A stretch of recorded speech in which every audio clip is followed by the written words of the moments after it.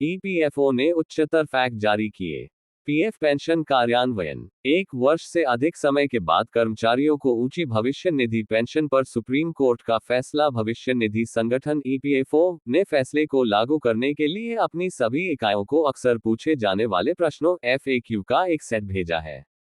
Trade union और नियोक्ताओं के प्रतिनिधि इस मामले पर ईपीएफओ से स्पष्टता की मांग कर रहे हैं, खासकर उच्च वेतन के आधार पर उच्च पेंशन की मांग करने वाले संयुक्त विकल्पों को मान्य करते समय किसी कर्मचारी के पिछले रिकॉर्ड तक पहुंचने पर।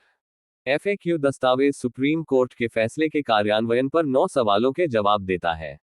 ईपीएफओ का कहना है कि फैक्ट दस्तावेज एक अद्यतन संस्करण है, लेकिन ईपीएफओ के सेंट्रल के सदस्य बोर्ड ऑफ ट्रस्टीज सीबीटी ने कहा कि वे कई महीनों से एफएक्यू सेट की मांग कर रहे थे।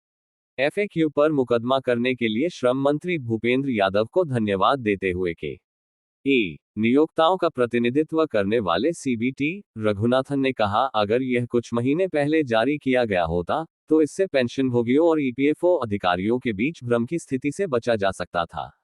सीबीटी में श्रमिकों के प्रतिनिधि के पद्मनाभन ने भी फैक्ट का स्वागत किया।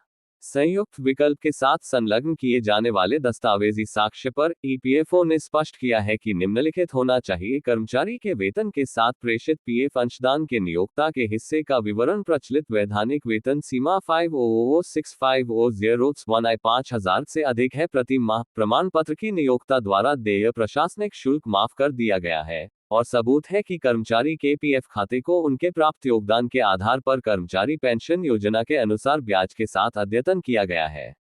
अक्सर पूछे जाने वाले प्रश्न दस्तावेज में ये भी कहा गया है कि नियोक्ताओं से सभी प्रासंगिक प्रमाण पत्र एकत्र करना संबंधित अधिकारियों का कर्तव्य होगा। इसमें कहा गया है कि पेंशन शुरू होने की तारीख, पेंशन योग्य सेवा, पेंशन योग्य वेतन और पेंशन की गणना के लिए लागू फॉर्मूला निर्धारित करेगी। आवेदक के पेंशन योग्य वेतन की गणना पेंशन फंड की सदस्यता से बाहर निकलने की तारीख से पहले 60 महीने की अवधि में सेवा की अंशदायी अवधि के दौरान प्राप्त औसत मासिक वेतन के आधार पर की जाएगी।